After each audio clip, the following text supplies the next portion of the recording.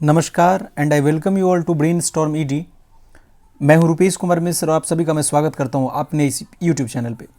इस वीडियो में जो हम लोग बात करेंगे, आप लोग का LNMU पार्ट 3 एग्जामिनेशन का डेट जो है विश्वविद्यालय द्वारा प्रकाशित कर दिया गया है। आज आप लोग का एग्ज़ाम का डेट मार्च के महीने में स्टार्ट हो जाएगा। आप लोग का एग्ज़ाम, खासकर आपका फॉर्म भरने का डेट भी आ चुका है। 5-6 अप्रैल तक फॉर्म आप लोग का फिलअप हो जाएगा। उसके बाद आप लोग का एग्ज़ाम होगा। जैसा कि आपको पता है, कोरोना के बाद सेशन लगातार लेट था। उस सेशन को वापस ट्रैक पे लाने के लिए यूनिवर्सिटी लगातार प्रयास कर रहा है। अब बाकी एग्ज़ाम तो होना ही है, मेन है हमारा कि तैयारी से संबंधित आप लोग का प्रिपरेशन कैसा चल रहा है, कमेंट बॉक्स में बताओगे। हर बार मैं गेस्ट क्वेश्चन तो सेट करता ही हूँ जो रेखा पब्लिकेशन द्वारा दिया जाता है। वो चैनल पे धीरे धीरे जो बाकी पेपर का है वो अपलोड हो जाएगा। लेकिन इस वीडियो से हम लोग जनरल एंड इन्वायरमेंटल स्टडीज़, आपको पता होगा GES जो होता है वो 100 मार्क्स का MCQ होता है, उसका इंपॉर्टेंट क्वेश्चन सब देखेंगे।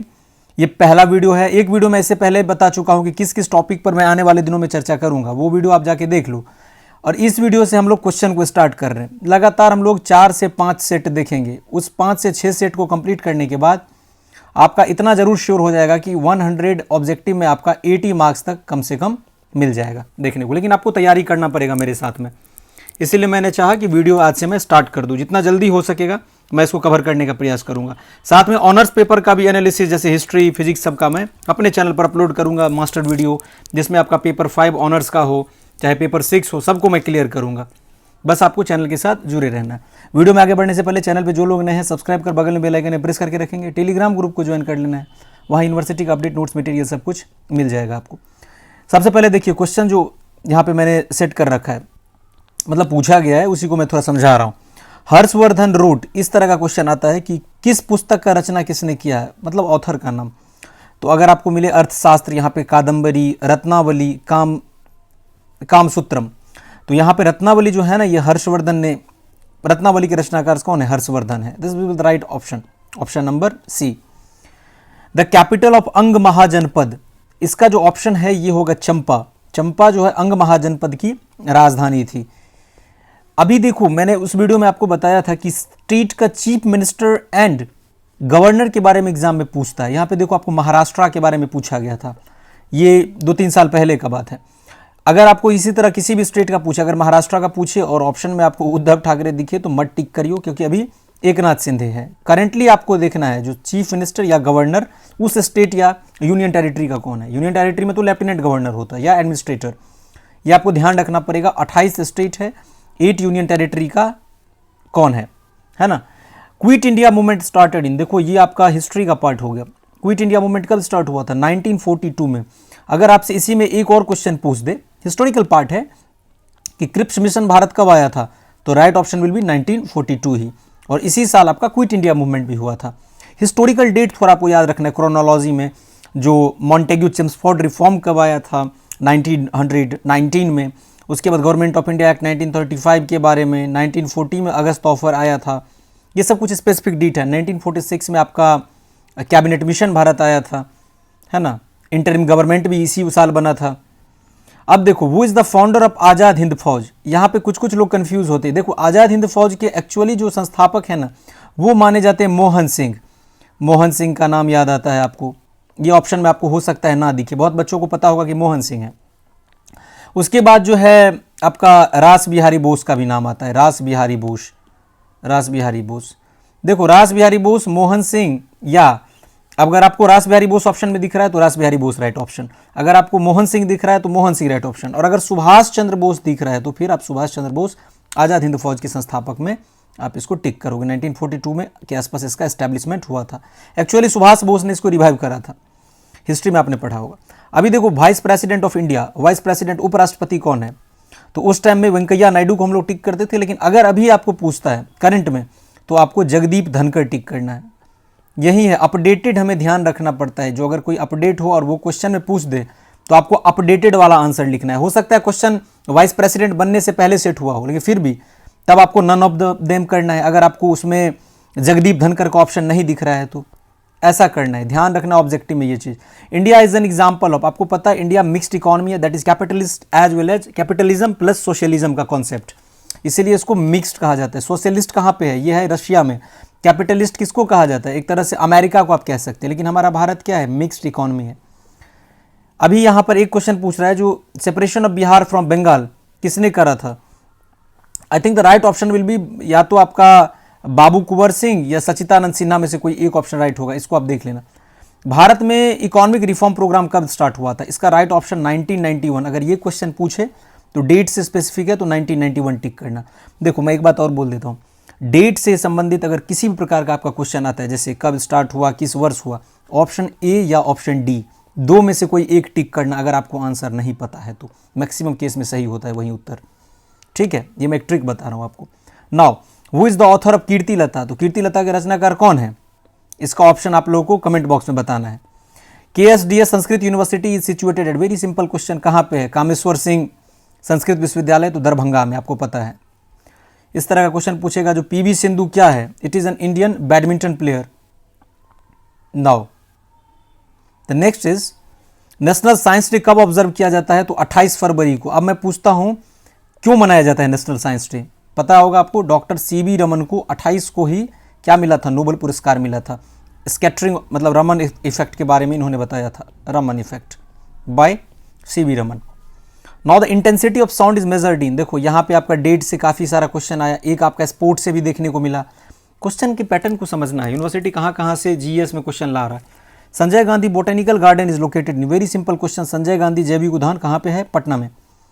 Headquarter of Nalanda district is, Nalanda district का हेडक्वार्टर कहाँ पे है? तो ये आपका ऑप्शन में आएगा Bihar Sharif. The next is which is the central bank of India? That is the Reserve Bank of India.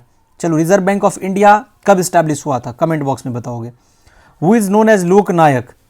और रिजर्व बैंक ऑफ इंडिया के अभी करेंटली अगर आपको पूछे, एक और क्वेश्चन इसमें आता है कि गवर्नर कौन है? तो शक्तिकांत दास, शक्तिकांत दास, मैं यहाँ पे लिख दे रहा हूँ। अगर ऑप्शन में गवर्नर के बारे में पूछे तो Shaktikanta Das. Who is known as लोकनायक? लोकनायक हम जयप्रकाश नारायण को कहते हैं। एक देखो पूछ रहा है Dronacharya award has relation with, actually ये आपका गेम में दिया जाता है, खेल में, खेल जगत में, तो ऑप्शन सी होगा।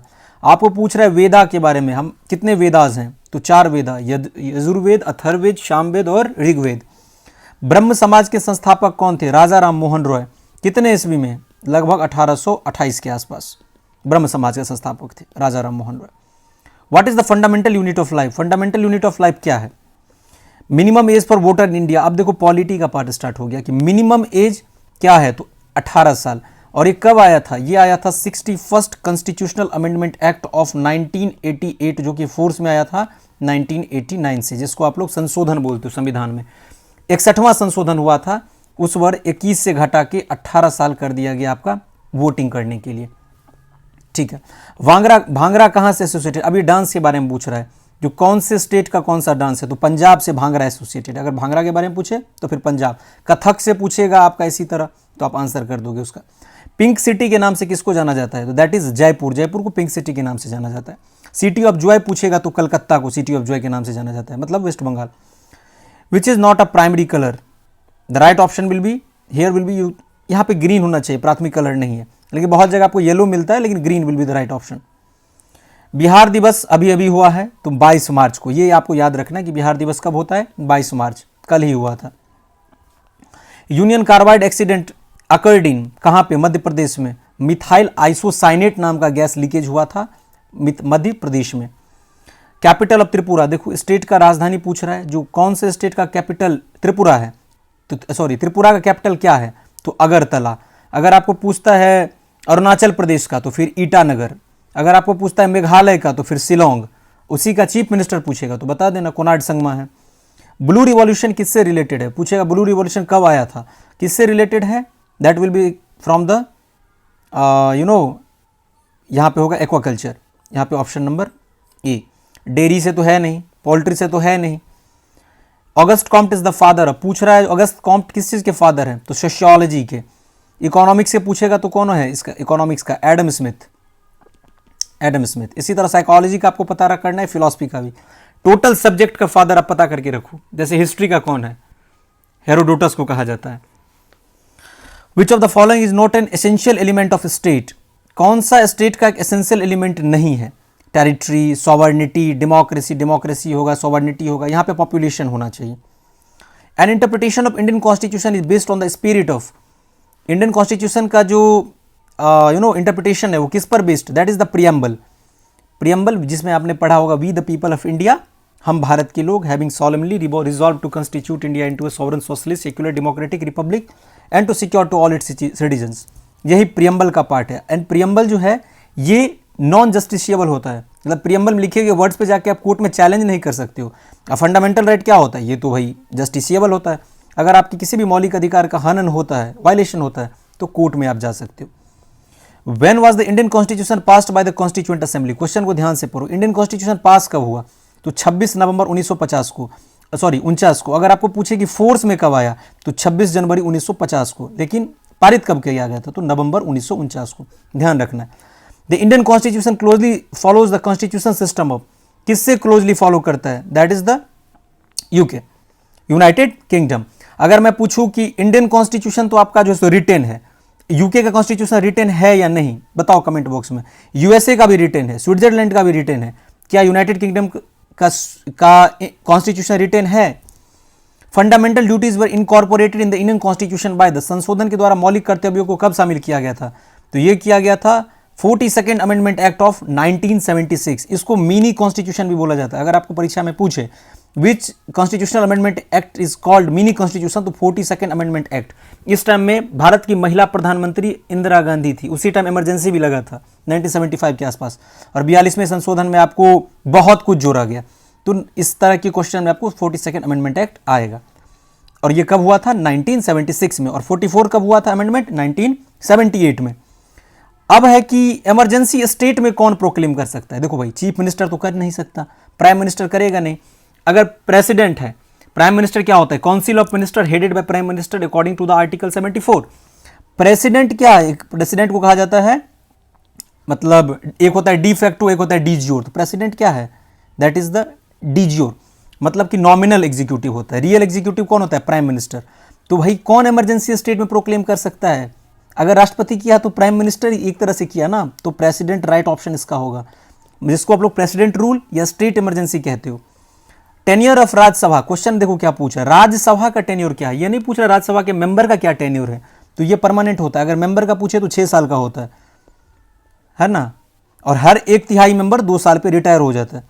ए money bill passed by the Lok Sabha has to be passed by the Rajya Sabha within, there is a very simple question, ये आपका 14 डेज होगा। यहां पे 14, हाँ इसका 14 डेज होना चाहिए, ऑप्शन बी 14 दिनों में। 1/3 of the member of the Rajya Sabha retire after every 2 year. Option यहाँ पे मिले कि 1/3 मेंबर रिटायर कर जाता है राज्यसभा से हर 2 साल पे। ठीक है, राज्यसभा में आपको पता होगा 245 सीट है, जिसमें से 233 जो है सो इलेक्टेड है, बाकी 200 उसमें से 12 जो है वो नॉमिनेट होता है प्रेसिडेंट के द्वारा। अगर पूछे कितना नॉमिनेट होता है राज्यसभा में प्रेसिडेंट के द्वारा, तो 12। Vice president of India presides over, मतलब किसकी अध्यक्षता वो करते, तो राज्यसभा का। और अगर आपको लोकसभा का पूछे तो लोकसभा का स्पीकर, जैसे कि अभी ओम बिरला साहब हैं, और राज्यसभा का अभी स्पीकर कौन है, अगर हम बोले चेयरमैन, राज्यसभा का स्पीकर नहीं चेयरमैन बोलना चाहिए साधारण शब्दों में अगर कहें तो, दैट इज जगदीप धनखड़, जो हमारे भारत के उपराष्ट्रपति भी हैं। Maximum representation in the Lok Sabha is from polity का बहुत सारा क्वेश्चन यहाँ पे देखने को मिल रहा है। तो मैक्सिमम रिप्रेजेंटेशन उत्तर प्रदेश से 80 सीट है लोकसभा में, बिहार से 40 सीट है, महाराष्ट्र से 48 के आसपास, और बंगाल से 42, और बिहार से 40, बंगाल में 42 है। तमिलनाडु में कितना सीट है लोकसभा में, 39 एलोकेट किया गया। विधानसभा में ज़्यादा होगा, जैसे विधानसभा में अगर आप पूछे उत्तर प्रदेश में तो 404 के आसपास, बिहार में पूछे तो 243 के आसपास। Now Rajya Sabha are nominated by the president of India, अभी मैंने बताया 12 मेंबर जो है नॉमिनेट किया जाता है। The joint sitting of both house of parliament is presided over by, मतलब संसद के दोनों सदनों का संयुक्त अधिवेशन किसके द्वारा किया जाता है, तो लोकसभा के स्पीकर के द्वारा। President, vice president, chief justice of India नहीं करते हैं, लोकसभा के स्पीकर करते हैं इसको। The time gap between the 2 session of parliament, obvious सी बात है 6 महीने से ज्यादा नहीं होना चाहिए समय अंतराल। अभी आपको क्वेश्चन में पूछेगा कि फंडामेंटल राइट कितने इंडियन कॉन्स्टिट्यूशन में, तो 6 हैं। राइट टू इक्वालिटी के बारे में आपको पता होगा, राइट टू फ्रीडम आपने देखा होगा, उसके बाद आपने राइट अगेंस्ट एक्सप्लॉयटेशन देखा होगा, कल्चरल एंड एजुकेशनल राइट्स देखा होगा। तो 6 फंडामेंटल राइट्स अभी इंडियन कॉन्स्टिट्यूशन में। 7वां था राइट टू प्रॉपर्टी, जिसको 44th constitutional amendment act of 1978 के थ्रू हटा दिया गया। फंडामेंटल राइट से, और उसको एक लीगल राइट बना दिया गया। अगर आपको पूछे राइट टू प्रॉपर्टी क्या है, that is a legal right. According to supreme court wording, right to property is more precisely अगर हम कहें तो लीगल राइट है। देखो यहाँ पे कॉन्स्टिट्यूशनल राइट अगर हो गया तो लीगल राइट भी होगा, लेकिन it is not a fundamental right because it has been removed, and इसको पुट किया गया है पार्ट 12 में अंडर आर्टिकल 300A। मतलब कॉन्स्टिट्यूशन में तो है लेकिन वो फंडामेंटल राइट नहीं है। फंडामेंटल राइट कौन सा होगा, जो आर्टिकल 12 से लेके आर्टिकल 35 के बीच में होगा। उसके बाहर जो भी है वो कॉन्स्टिट्यूशन में लिखा गया है, तो कॉन्स्टिट्यूशनल राइट भी है और लीगल राइट भी है। जैसे कि right to vote is a constitutional as well as legal right, more precisely it is a legal right अगर आपको ऑप्शन में दिखे तो। फंडामेंटल में कंफ्यूज नहीं होना है, फंडामेंटल सिर्फ आर्टिकल 12 से 35 के अंदर ही होगा, इसके बाहर कुछ भी है that is not a fundamental right. Fundamental right कब सस्पेंड हो जाता है, प्रेसिडेंट रूल के दौरान नहीं, नेशनल इमरजेंसी के दौरान हाँ। जब आपका नेशनल इमरजेंसी लग जाएगा तब आपका फंडामेंटल राइट को निलंबित किया जा सकता है, लेकिन right to life, personal liberty इस सब को नहीं किया जाता है। बाकी आपके राइट टू फ्रीडम सबको रिस्ट्रिक्ट किया जा सकता है जब इमरजेंसी लग जाए। फाइनेंशियल इमरजेंसी अभी तक तो भारत में कभी नहीं लगा है, नेशनल इमरजेंसी लग चुका है। फ्रेंच रिवॉल्यूशन कब स्टार्ट हुआ था, मैंने आपको बताया था, ऑप्शन जो आपको दिखे रेट वाला, इसमें ए या डी में से कोई टिक करना। तो 1789 में फ्रेंच रिवॉल्यूशन स्टार्ट हुआ था, ऑप्शन डी इसका करेक्ट होगा। 14 major banks were nationalised in, that will be the right option. 1969 14 प्रमुख भारतीय बैंकों का 1969 ईस्वी में क्या कर दिया गया, राष्ट्रीयकरण कर दिया गया। पहला सेट हमारा 50 क्वेश्चन का था। नेक्स्ट सेट में हम लोग फिर 50-100 क्वेश्चन देखेंगे। ये हमारा ग्रुप ए का पार्ट हो गया 50 मार्क्स का। फिर हमारा इन्वायरमेंटल स्टडीज स्टार्ट होगा 50 मार्क्स का, उसको भी हम लोग 2-3 वीडियो में खत्म कर लेंगे। इतना क्वेश्चन प्रैक्टिस करने के बाद यहाँ से मैं श्योरिटी देता हूँ आपको कि 80+ मार्क्स आपका आ जाएगा। याद आपको करना है, बाकी थोड़ा थोड़ा मैं इसको डिटेल में एनालाइज कर देता हूँ ताकि आपको आसानी से समझ में आ जाए, और एग्जाम में जब आपको क्वेश्चन दिखे तो उसको आप कंफर्टेबली सॉल्व करो। हर एक वीडियो की तरह ये वीडियो भी अगर आपको इन्फॉर्मेटिव लगा हो तो चैनल को सब्सक्राइब कर टेलीग्राम ग्रुप को ज्वाइन कर लेंगे। वीडियो को अधिक से अधिक दूसरे लोगों तक भी शेयर करेंगे ताकि वो लोग भी इसे देख करके अपना तैयारी कर सकें।